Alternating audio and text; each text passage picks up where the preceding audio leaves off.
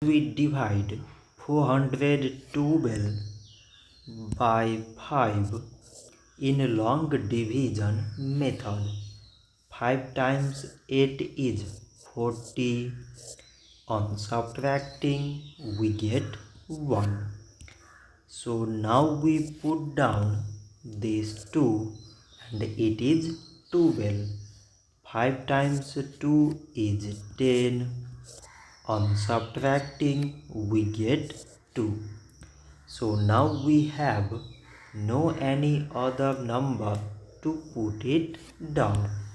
So we take here decimal so that we put 0. So it is 20 and 5 times 4 is 20. On subtracting, we get 0.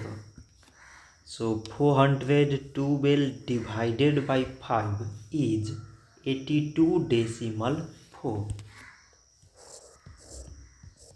So this much for today and thanks for watching.